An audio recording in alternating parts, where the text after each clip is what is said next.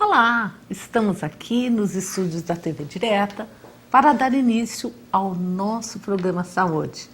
E, gente, como foi combinado, né? O mês de setembro, um mês que a gente está falando de um tema muito polêmico, e muitas vezes as pessoas até não gostam de falar desse assunto, mas nós estamos falando sobre o suicídio, né?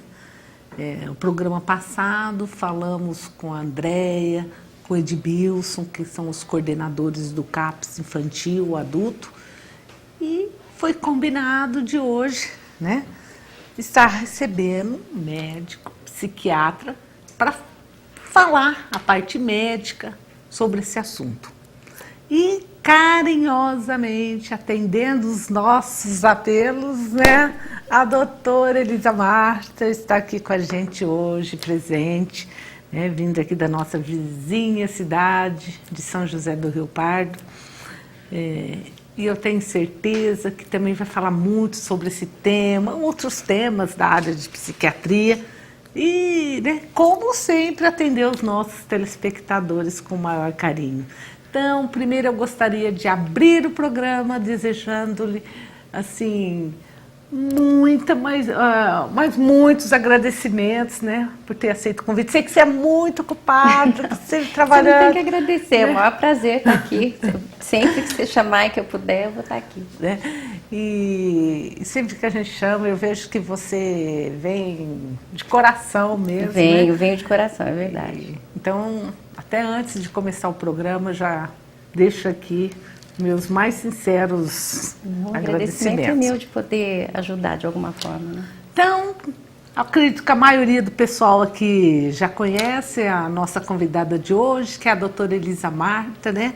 Eu vou falar assim, que ela não é bem de São José do Rio Pardo, não. Ela é de Mococa, tá?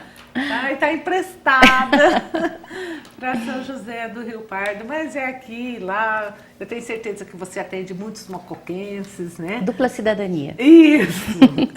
E muitos telespectadores que estão assistindo devem estar falando, mas será que a doutora Elisa Marta é ela mesmo, gente?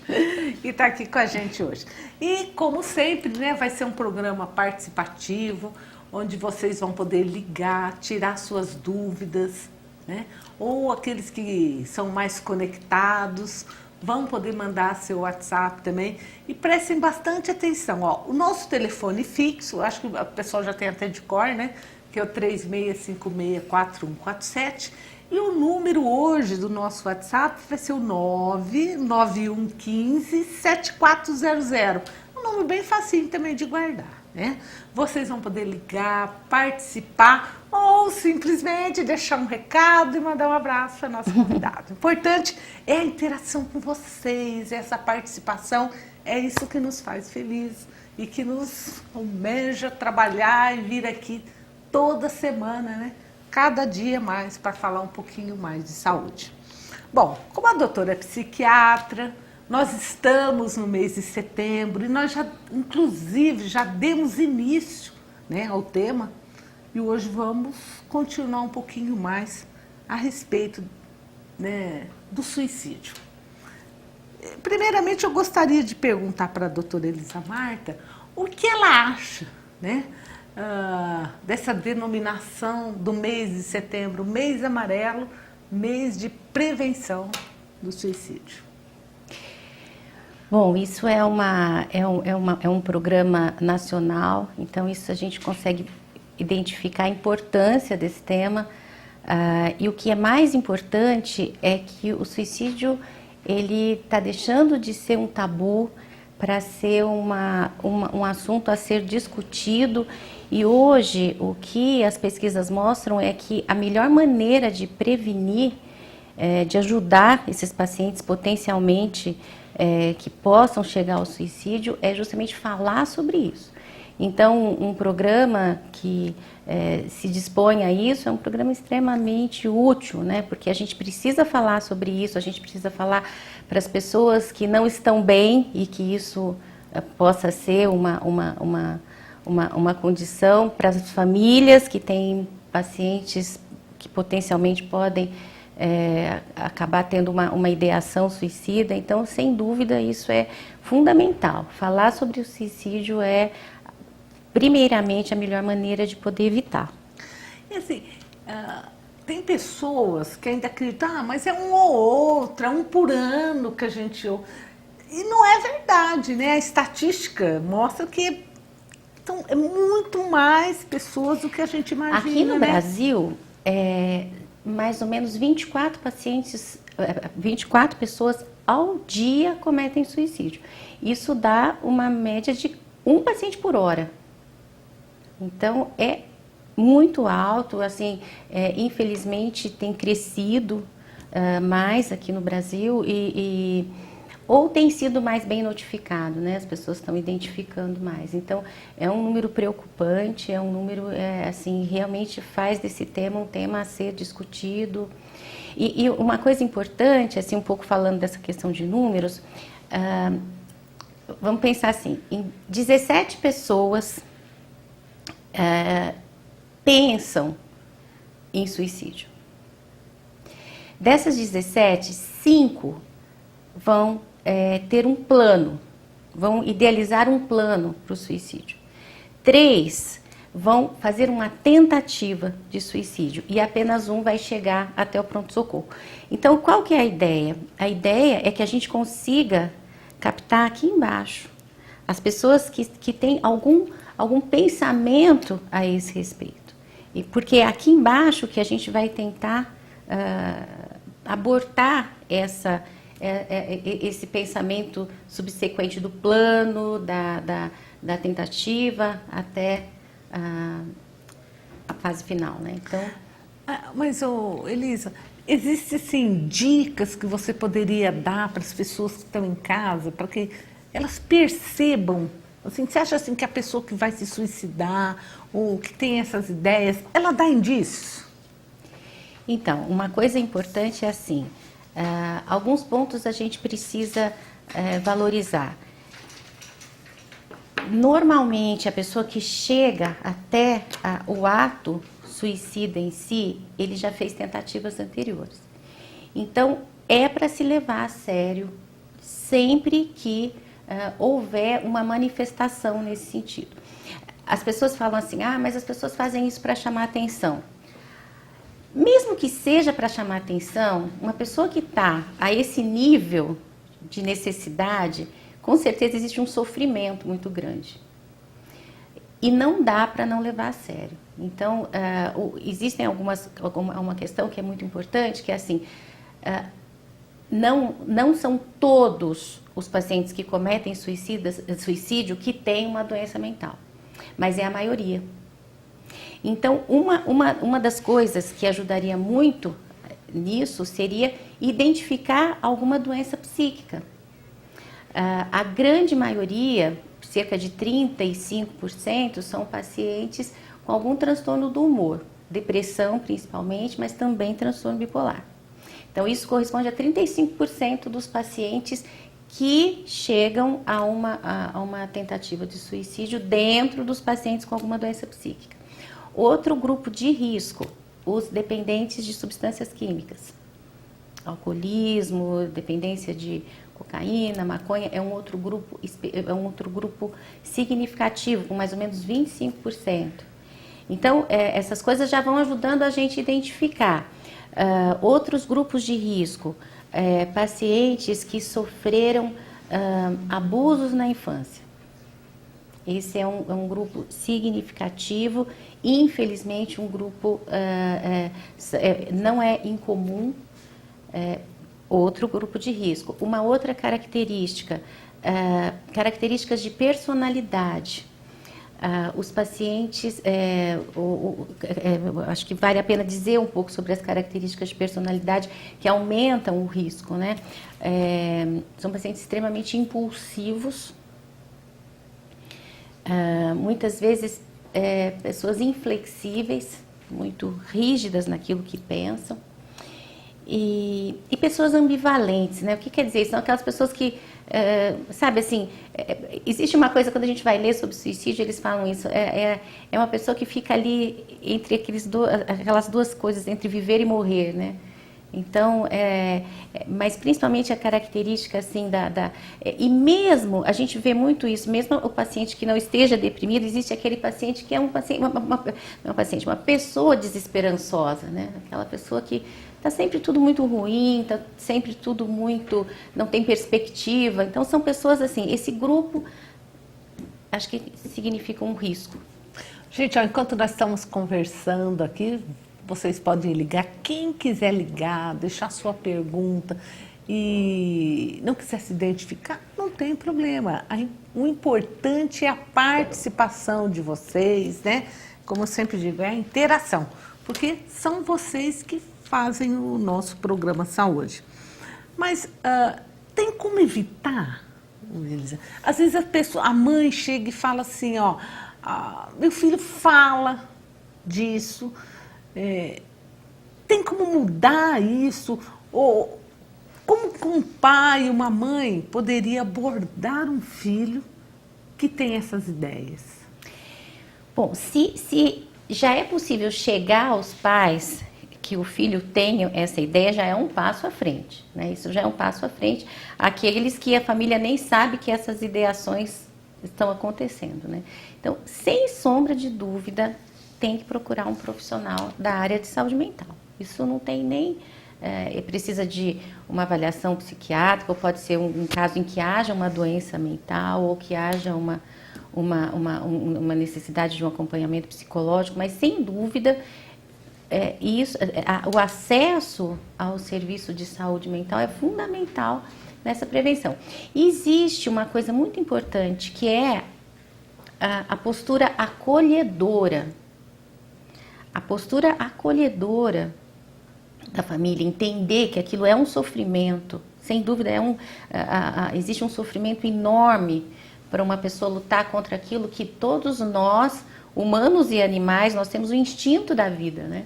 Para a pessoa perder aquilo é muito grave. Então, assim, o acolhimento emocional e nunca a confrontação, né? Isso não vai ajudar. Então, acolher emocionalmente para aliviar esse sofrimento enorme e convencer o paciente a procurar uma ajuda. Esse pessoal, assim a gente, principalmente os adolescentes, a gente vê muito assim, essas tentativas de se coartar, né? Até eu, como neurologista, vejo no dia a dia muitos jovens, principalmente, que vêm e falam, eu fiz isso com a faca, às vezes ele faz na perna, no braço, né? Isso é uma tentativa de suicídio? Não, isso não é uma tentativa de suicídio. Esse grupo de pessoas, eles têm um risco aumentado do suicídio, mas a autoagressão, ela não é em si um ato de suicídio. Ela o que se sabe, assim, é que a dor física provocada, ela alivia a dor psíquica. Então, tem, inclusive assim, acho que não vem o caso, mas tem algumas alterações químicas que você acaba submetendo o seu cérebro na hora que você está ali se lesionando, que de alguma forma alivia. Mas não é um ato suicida em si, mas é um grupo de risco. É um grupo de risco para suicídio, mas aquilo não é um ato suicida em si. Porque também se fosse pensar assim, então a pessoa que bebe, a pessoa que fuma, né? Ela sabe que ela está se autodestruindo, né? Tem alguns livros interessantes que eles consideram o tabagismo como um suicídio crônico. Aos pouquinhos. Um suicídio crônico, porque ele sabe que aquilo lá pode levar à morte, né? Ele está ali se suicidando cronicamente, né? Então, e a família? Você acha assim, existe risco maior dentro de uma mesma família? Porque a gente sabe de casos assim que um filho se suicida e teve a história de um pai, de um parente próximo. A incidência é muito maior. Inclusive existe um gene identificado. Existe um gene identificado já. Então, a genética é extremamente envolvida, porque o suicídio em si é uma coisa multifatorial, né? Então não dá para tratar esse tema como uma coisa simplista, a causa foi essa, a causa foi aquela. É um conjunto de situações, é um conjunto que envolve uma doença psíquica, em muitos casos, a genética, a questão ambiental, o histórico de vida da pessoa, como eu disse no começo, né, as pessoas que sofreram abuso têm um risco aumentado, as características de personalidade. Então, é um conjunto que aumenta o risco, mas não existe uma causa isolada. E tem remédio para isso? Olha, eu até estava num congresso recentemente, a grande sensação no momento é essa, né? A ketamina sempre foi usado como, um anestésico, né? E a ketamina é um agente, um potente antidepressivo e um agente anti-suicídio. Então, o que os trabalhos mostram, assim, que ele é capaz de inibir uma ideação suicida em horas, com uma duração pequena, né? A duração dele é pequena, mas assim, hoje atualmente é a vedete da psiquiatria, a tal da ketamina, uma droga antiga, um anestésico que acabaram descobrindo que tem esse efeito antidepressivo e principalmente anti-suicídio. O que a gente tem atualmente, mas a ketamina assim, é uma coisa ainda totalmente experimental. Aqui no Brasil, a Escola Paulista está fazendo um ensaio com ketamina, mas ainda não tá disponível, mas para a gente ver como existe um fator biológico nisso, né? E o que a gente tem, que a gente consegue usar atualmente, é carbonato de lítio. Carbonato de lítio realmente reduz bastante a ideação suicida. Também a pessoa toma ketamina, não tem forças, né? A dose é bem baixinha. Ela perde toda! A dose é baixa, eles usam uma dose baixinha, o paciente não chega a perder a consciência. Mas eles estão ainda... Atualmente, esse congresso que eu fui, eles falaram disso o tempo todo. Mas você sabe que, atualmente, né, a gente vê essa crise financeira, tantas pessoas que tinham uma vida boa, tinham um emprego bom, e de repente se vê sem nada, sem horizonte. E você acha que isso, essa crise que a gente atravessa atualmente, isso é um fator suicida? Então, aumenta o risco, mas ele tem que estar engrenado dentro do conjunto, né? Então, não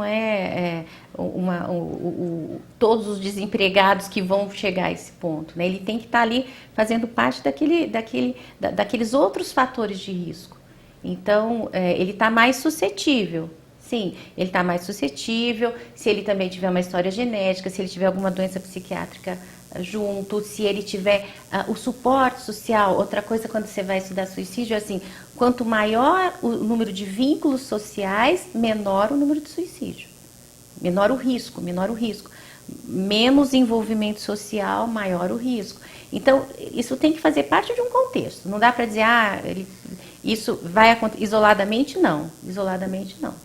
E a gente sabe também que exercícios físicos, tá? Ir para uma academia, se exercitar, ajuda muito a pessoa, né? Nossa, bom, eu sou suspeita porque quem for meu paciente sabe que isso é uma coisa que eu fico em cima, né? Muito em cima. Mas, sem dúvida, né? Essa questão de aumentar a qualidade de vida e exercício físico faz parte disso. Beleza. E assim, a gente também acredito que você deva ver isso no seu dia a dia, as pessoas que ingerem um número alto, uma quantidade alta de medicamentos, né? Sei lá, briga com o marido, ou teve um desentendimento com um filho, tá? A pessoa vai lá e toma aquela quantidade de medicamento.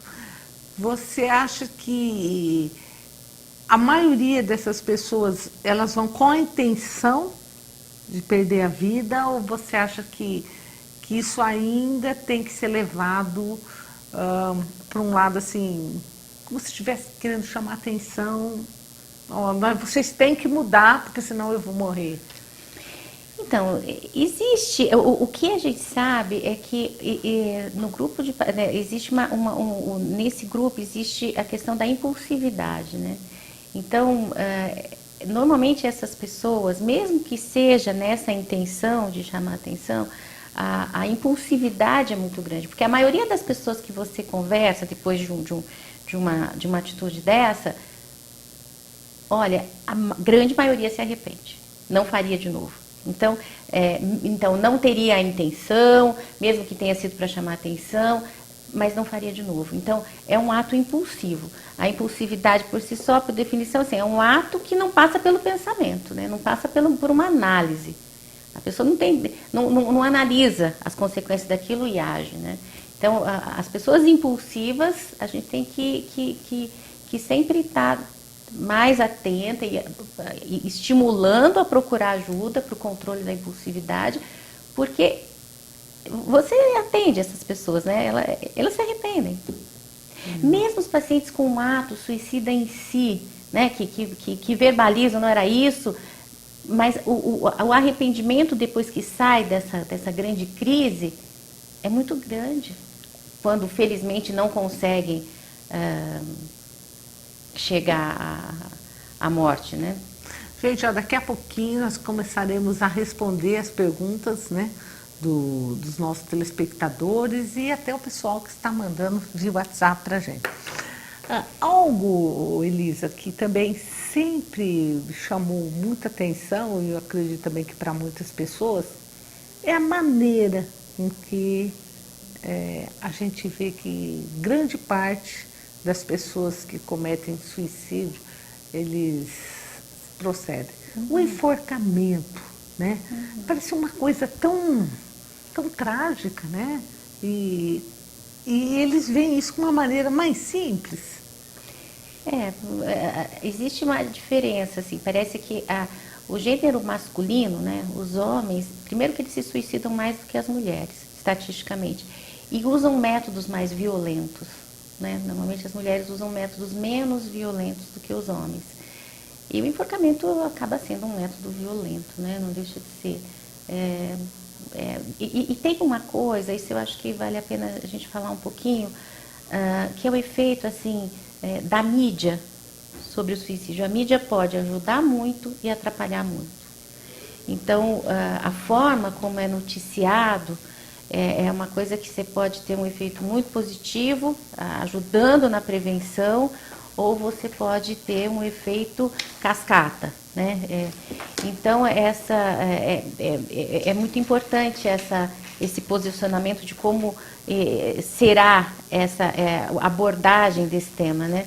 Então, por isso que eu acho importante assim, uma conversa que tenha algum embasamento naquilo tudo que está sendo estudado, para não haver uma questão nesse sentido, né? De chegar a haver um estímulo, como hoje eles estão falando da tal da baleia azul, né? Você viu esse programa? Eu não assisti esse programa, parece que é um programa, uma série na Netflix, né? Se não me engano. Então, essa é uma preocupação do pessoal que estuda.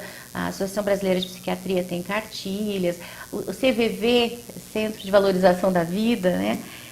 Eles têm cartilhas, panfletos, e eles falam muito da forma como a mídia aborda, né?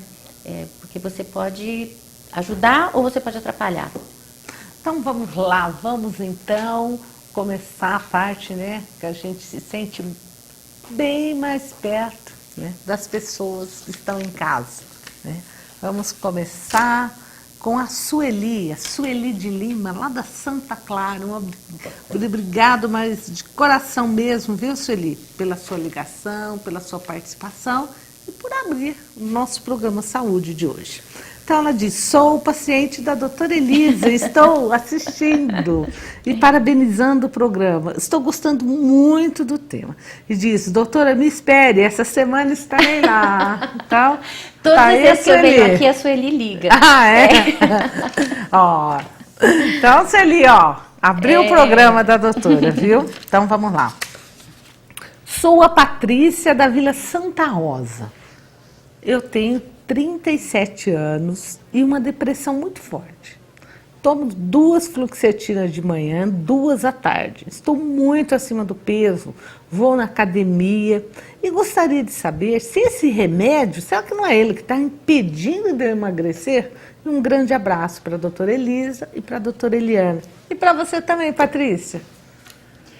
Olha, os antidepressivos, eles podem realmente interferir no ganho de peso, mas a fluoxetina ainda é a que a gente tem mais evidências de que não faça isso, né? Que não leve ao ganho de peso. Então, assim, eu diria que não. Provavelmente, assim, precisa olhar se tem investigar se tem algum problema metabólico ou algum erro alimentar. Mas a medicação não, isso você pode ficar tranquila. A fluoxetina, não. Até o contrário, né? No começo todo mundo tomava fluoxetina para emagrecer, mas né? também, assim, que ela emagreça também é um pouco de folclore. Isso também não, mas não atrapalhar definitivamente o ganho de peso, não. Olá, boa noite. Eu sou o Reinaldo da Coab 2. Ótimo, Reinaldo. Eu adoro quando os homens participam do nosso programa, porque a maioria são as mulheres, né? Mas sempre tem um homem interessado também em saúde. O Reinaldo gostaria de saber quais as principais motivações que pode levar alguém ao suicídio nos dias de hoje. Então, ter uma doença mental, isso é uma coisa importante. Não são todos os pacientes que se suicidam que têm uma doença psíquica. Como eu falei, depressão, dependência de substâncias, esquizofrenia, transtorno de personalidade. E nem todos os pacientes que têm um problema desses vão se suicidar. Mas esse é um grande fator de risco. Como eu disse também, características de personalidade, né? Pessoas muito impulsivas, muito rígidas. Genética, histórico familiar é outro grupo de risco. Características de personalidade, como eu disse, históricos, né? Históricos de grandes traumas na infância, adolescência. Você sabe que chegou uma pergunta aqui também muito interessante de um telespectador anônimo. Ele diz o seguinte: depois de 37 anos, ao invés de vontade de suicídio, quando eu estou assim, irritado, eu tenho vontade de matar. De matar as pessoas quando estou no descontrole emocional. Precisa também ser tratado? Isso é normal, doutora? Tem um diagnóstico ou não? A gente está rindo, mas isso não é para rir, né? Porque, na verdade, A gente também tem essa vontade de vez em quando, não tem? Você vê que grau tá isso, né? A gente fala isso, vontade de matar, isso é assim, pra você ver em que sentido isso está sendo falado, né? Se é um sentido figurado, se é uma coisa realmente, é uma coisa que a gente investiga, né? Tanto uma ideia suicida quanto uma ideia homicida. Isso é uma coisa que a gente tem que levar a sério, realmente, sempre pensando muito na questão da impulsividade. Até existe é um diagnóstico relativamente novo em psiquiatria, que a gente chama de transtorno explosivo intermitente. Faz parte do transtorno do controle dos impulsos. Então, são pacientes que têm ataques de fúria, de raiva. Então, eles ficam absolutamente irados. Passado aquilo, invariavelmente eles se arrependem. Então, e tem assim, os exemplos mais... Enfim, eu poderia dar 1000 exemplos aqui. Eu tive um paciente que cortou um pedaço do dedo, porque num momento de fúria. Teve um outro que agrediu, quebrou todo o lugar lá, porque ele fez uma briga. E invariavelmente eles se arrependem depois. Então, esse é um transtorno, controle dos impulsos, precisa de ajuda, precisa de tratamento. Tem que ter o breque, né? E existe breque. Isso eu acho que hoje assim a psiquiatria está muito avançada. A gente tem recursos de todas as formas, tem medicação, tem abordagem psicoterápica, tem que procurar ajuda. Sem dúvida. Elisa, isso me faz lembrar até em relação a crimes. Existe uma diferença quando é um impulso ou quando é premeditado, Sim. quando tem todo um histórico, né? A lei considera isso, né? Uhum. Eles consideram isso como agravante ou não, se houve a premeditação do crime em si, né? Sem dúvida. Ou foi sem pensar, né? Ou se foi sem pensar. Vamos lá. Olá, doutora Eliana e doutora Elisa. Gostaria de saber como posso ajudar uma pessoa que diz que um dia pretende se suicidar? É indicado o tratamento com psicólogo? Sou o Ricardo aqui do centro. Então, uma coisa que é muito importante é acolha essa pessoa, deixe ela falar. Você não sendo um profissional de saúde, você ali estando do lado, não sei se como um parente ou como um amigo, a primeira coisa assim, aborde esse tema com ele, com essa pessoa, deixa a pessoa falar, porque ela não vai falar só do suicídio em si, mas ela vai falar de todas as suas angústias, e aquilo causa um alívio. Com certeza, criando esse vínculo, essa confiança, oriente a procurar ajuda. Porque daí aí vai ser um profissional que vai dizer, por exemplo, existe um quadro depressivo associado, precisa tomar uma medicação, ou é um caso em que precise mais da psicoterapia, enfim, isso é um profissional que vai conseguir avaliar. Mas deixa o paciente falar. Deixa mais o paciente falar do que você mesmo falar. Sabe? Porque às vezes, você vai lá e dá aquele monte de lição. Um monte de palpite, às vezes até o palpite falar, errado, né? Deixa a pessoa falar, conduza a conversa de forma que a pessoa possa falar, liberar as angústias, né? Você sabe que isso, a gente escuta muito o paciente falar, eu fui no psicólogo, mas ele não falou nada, só eu falei. E é por aí mesmo, né? As pessoas estão lá para ouvir. Né? Às vezes o profissional precisa ajudar, né, ali no caminho e tal. Também tem uma pergunta aqui que eu acho que muitas pessoas em casa gostariam de saber. É possível alguém ser induzido ao suicídio por um espírito obsessor? Você acredita nisso? Olha, aí a gente vai ir num campo de crenças, né, religiosas, e é uma questão muito pessoal. Se você perguntar a minha opinião, eu, Elisa, particularmente não acredito. E sou uma pessoa de muita fé, assim, acho que acredito muito na espiritualidade, mas não acredito nisso. Não acredito nessa coisa de um espírito obsessor, mas isso é uma posição minha, né? Minha, Elisa. Mas a fé ajuda muito. Nossa, né? Sem dúvida. Isso independente da religião. Isso é verdade, isso está documentado em livros. A minha experiência, a sua deve ser também no consultório. Quando o paciente tem um envolvimento espiritual, a evolução é outra, né? É tudo muito mais fácil, muito melhor de conduzir. A fé faz a diferença na vida das pessoas. Toda a diferença. Porque também se fosse assim seria fácil, né? Foi um espírito que levou a pessoa, foi um espírito que conduziu para o mal, né? A gente tem que... Olha, isso sou eu falando, né? Elisa, né? Não é a psiquiatra. Eu acho que a gente vai para uma outra vida e lá só tem coisa boa. Nós vamos encontrar gente boa lá. Eu acho. O ruim não vai para esse lugar, então. Eu acho que lá se transforma. O ruim vai passar por alguma coisa que vai se transformar e vai ficar todo mundo... Vai se arrepender, né? Acho que sim. Doutora, como conformar as pessoas que passam, né, por um problema de suicídio na família? O que dizer para uma pessoa? Então, né, as palavras, elas muitas vezes se tornam insuficientes, né? A presença, né, o carinho, o apoio, isso pode ser dado independente das palavras. Ninguém tem exatamente uma palavra para ser dita num momento desse, né? Existe, assim, algumas orientações que o profissional de saúde recebe para tratar um paciente de luto.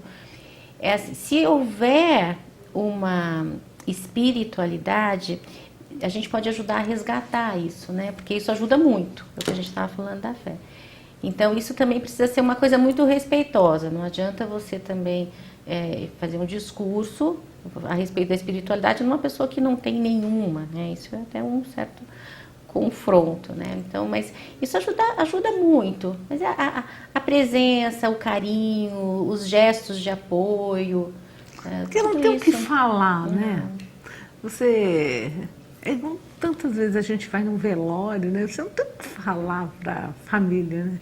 Eu tive uma vez uma experiência que eu tive uma pessoa muito querida que perdeu um ente querido assim que eu soube, eu fui e fiquei lá, e assim, eu fiquei perto e eu nem percebi, mas eu fiquei fazendo cafuné nessa. E foi assim, fiquei ali perto, né, fazendo cafuné nela, né, nessa pessoa. E passou depois um tempão, ela falou pra mim assim, nossa, aquele cafuné foi importante. Então, eu não falei nada, mas assim, acho que ela... Então, os atos são muitas vezes mais importantes que as palavras, né? Porque muitas vezes não existem, né, as palavras. Né? Boa noite, parabéns pelo programa, estou achando o tema esclarecedor. Parabéns para a doutora Elisa Marta e para a doutora Eliana. Vamos lá. Aparecida Furlan, da Coab 1. Gosto muito da doutora, de São José. Diz que uma paciente falou para ela que a senhora é uma ótima médica, uma paciente falou. Muito obrigada. Né? Gostaria de um dia conversar com você. Mande um grande beijo para a doutora Elisa Marta e para a doutora Eliana. Muito obrigada. Né? E para toda a família dela, daqui de Mocó. Nós não podemos deixar de mandar um abraço para sua mãe, né? Minha mãe deve estar assistindo. Você avisou, né? Avisei. Logo nós estávamos falando de morte, de encontrar uma palavra, um ato. É importante a gente lembrar que não é só aquele momento que a pessoa está passando, né? Porque às vezes depois passa assim, uns 3, 4 dias, ninguém nem lembra mais, né? Eu acho que essa hora, às vezes, é até a hora mais importante, não é, Elisa, do conforto. Sim. Tem algumas religiões que eles fazem esse processo por, assim, os judeus, como chama? Shivá, né, no judaísmo, né? Eles ficam uma semana, toda a família junto, eles se reúnem de determinados momentos ali e as visitas acontecem justamente para isso, porque fica aquele alvoroço ali naqueles primeiros momentos e depois um vazio, né? Então esse estar presente é muito importante nos dias, nos meses, enfim, estar presente na vida dessa pessoa que perdeu alguém, né? E lembrar que quando a gente perde uma pessoa, passa por um suicídio, ou mesmo por uma morte natural, às vezes a pessoa vai ao médico, eu trouxe ao médico porque ela está triste. E é uma tristeza que é natural, né? Pois é. E muitas vezes a pessoa quer um remédio, não é? Então, você deve ver muito isso. Eu sempre falo isso, assim, o antidepressivo trata a tristeza patológica. A tristeza normal ele não trata. Até hoje em dia, isso foi uma mudança, né, de paradigma no tratamento. Hoje a gente não deve dar um calmante para por exemplo, uma pessoa que perde alguém, você vai lá e enche a pessoa de calmante. Isso não é mais indicado. Hoje, então, mas o que é indicado? Estar do lado, conversar, falar, estar presente. Então, realmente, nenhuma medicação deve ser utilizada e vai ajudar, né? A não ser que isso se transforme num luto patológico, vire um quadro depressivo, aí sim. Mas a tristeza normal, o remédio não trata. Muitas vezes a gente precisa de um amigo também, né? Sim. De uma pessoa para conversar, e não é de um remédio.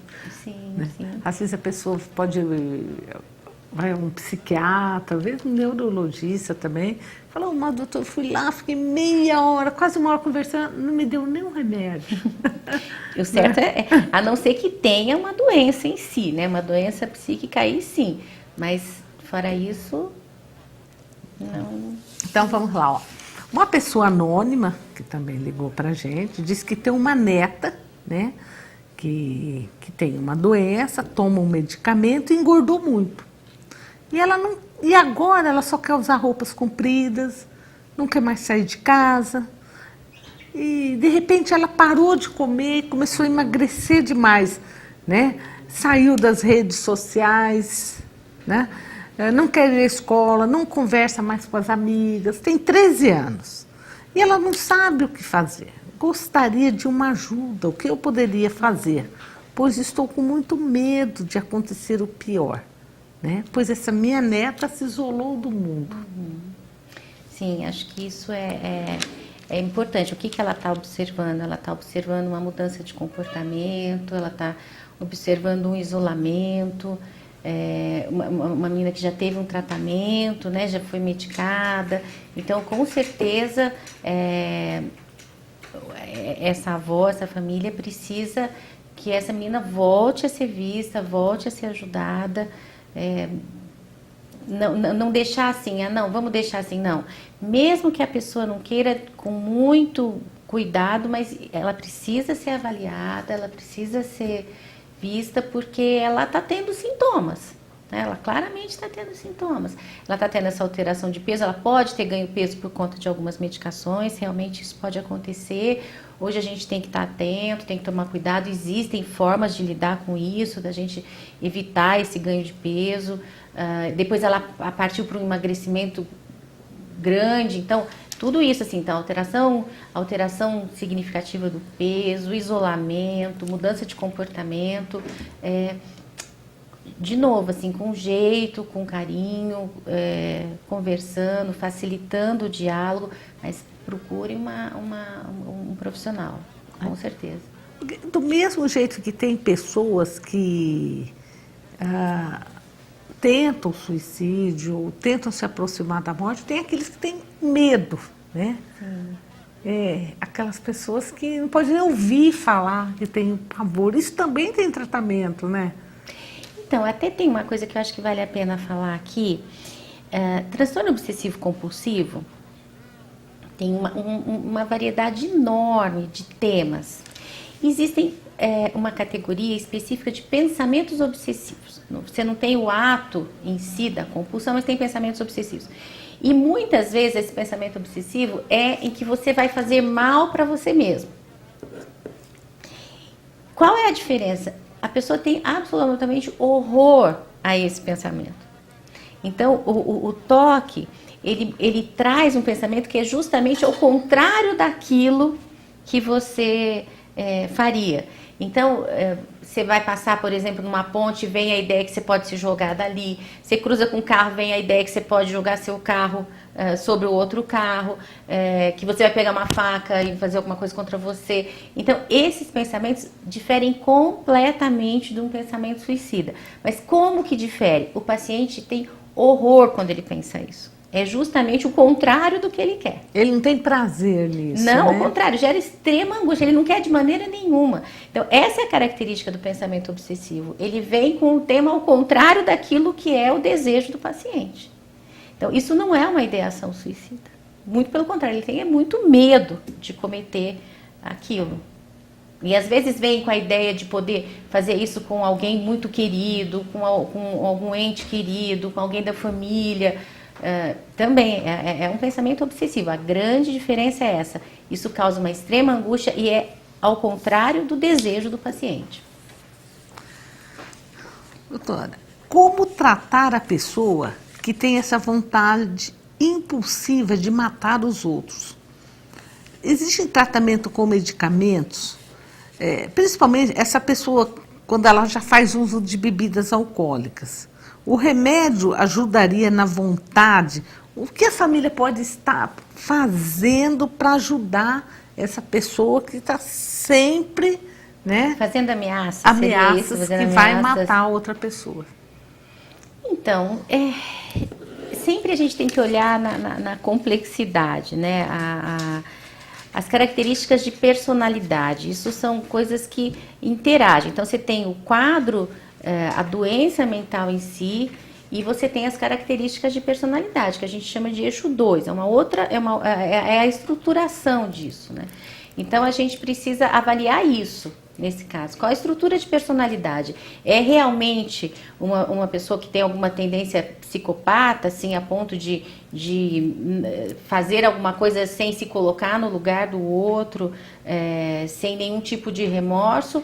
Ou aquilo é uma linguagem totalmente superficial, sem peso nenhum, ela está falando aquilo como uma coisa até para chamar atenção, para causar um certo temor no lugar, é uma questão de impulsividade. Então, a gente precisa olhar a estrutura de personalidade para poder avaliar melhor uma situação dessa, né?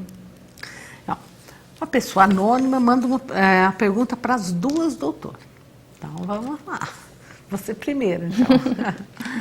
Se vocês acreditam na enfermidade espiritual para curar as doenças, ou somente acredita que uma doença se cura com idas e vindas ao médico e com medicamentos?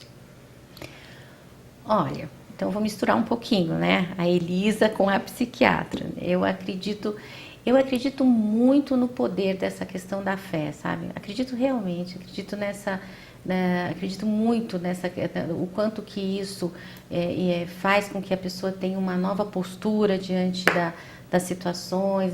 A fé, na minha opinião, assim, é uma coisa relacionada totalmente à esperança, né? Quem tem fé que tem esperança. Isso está dentro do mundo espiritual. Então, eu acho que sim, é um caminho sem dúvida para ajudar, para uma cura, realmente. E acho que a psiquiatria também não fica longe disso, porque a psiquiatria também entende que a espiritualidade é uma grande aliada no tratamento. Bom, eu também acredito muito que a fé faz a diferença na vida das pessoas, porque a gente sabe que o mesmo medicamento para a mesma doença de uma pessoa que toma o remédio acreditando que vai dar certo, né? E uma pessoa que às vezes toma um remédio, mas já acha que não vai dar, que não vai melhorar a dor, que não vai passar, já estão na descrença. O êxito de um para o outro é diferente, né? E eu acho que a fé tem que existir em todos os momentos da vida da gente, não só quando a gente está doente, né? Mas quando a gente está feliz também, né? Porque quem tem fé parece que cuida melhor da saúde, né? Falar, não vou fazer isso, isso, sei lá, até desagrada a Deus eu fazer, né? Então, passa a se cuidar melhor. Mas eu acho assim, uma coisa não sobrevive sem a outra.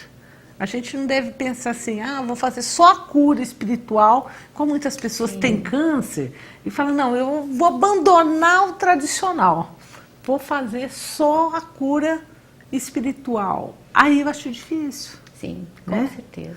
Então eu acho que a gente tem que trabalhar em conjunto. Em sintonia, uma coisa não exclui a outra, né? De maneira nenhuma, uma coisa não exclui a outra. E a gente vê se muitas pessoas às vezes estão com doenças graves, elas vão procurar ajudas em centros espíritas, vão procurar ajudas na igreja, né? Quantas vezes eu falo, acho que você poderia procurar o padre. Sim. Vai bater um papo com o padre. Esse dia até encontrei o padre Celso, você falou, você manda para mim, eu mando. Então, eu falo assim, mas tem que existir isso. Sim, sim. Né? A gente tem que saber que ninguém é soberano, né? Eu acho que é importante isso. Uma coisa não exclui a outra. Você procurar uma ajuda médica não quer dizer que você não possa ter espiritualidade, ter a espiritualidade, procurar uma ajuda médica. As coisas convivem muito bem em conjunto, né? Tem coisa assim que a gente acha assim, puxa, mas será que vai dar certo? E de repente, você pega um paciente e ele está lá curado, né? Nossa, a gente tem histórias incríveis, né? Realmente, muitos mistérios entre o céu e a terra, né?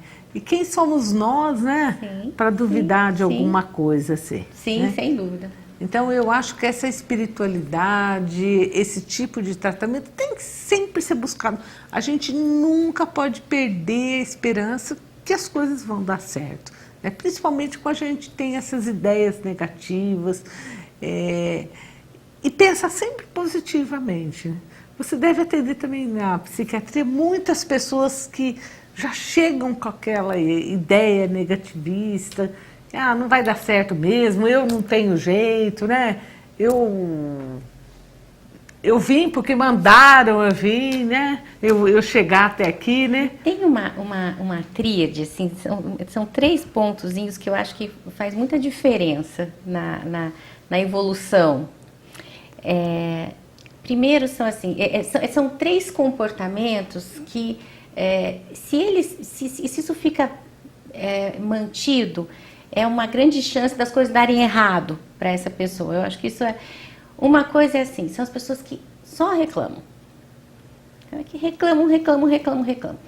à medida que elas só reclamam, elas nunca passam para a fase 2, que é poder dar uma olhada naquilo que está funcionando. Porque pode ter um monte de coisa dando errado, mas sempre tem alguma coisa que tá dando certo. Então, essa questão, esse olhar que só reclama de tudo, tira essa possibilidade de também olhar para aquilo que funciona. E uma terceira condição que atrapalha muito essa evolução são as pessoas que estão sempre colocando a culpa no outro. Então, acontece alguma coisa e ela tira de si a responsabilidade pela felicidade dela, porque é sempre culpa de alguém. Então, essas 3 coisinhas são importantes, assim, reclamar demais, não olhar o que está se passando, o que está acontecendo de positivo na sua vida e tá sempre se colocando num papel de vítima e achando o culpado para tudo, né? Essa é uma postura em que você se coloca, bom, então você está fora de ação da sua própria vida, né? Se a culpa é do outro, você não tem o que fazer, né? Você é vítima de tudo isso. Então, são 3 coisas assim que a pessoa precisa estar atenta para não estar seguindo esse roteirinho. E não adianta ter o preconceito de procurar o tratamento, porque muitas pessoas também devem falar, eu, em psiquiatra, tô louco, né? Pois é. Hoje, assim, o paciente psicótico mesmo, eu acho que é 20% do consultório, 80% são pacientes que estão ansiosos, depressivos, nós mesmo, né? O dia a dia não... O dia a dia. São todos podem. Todos nós.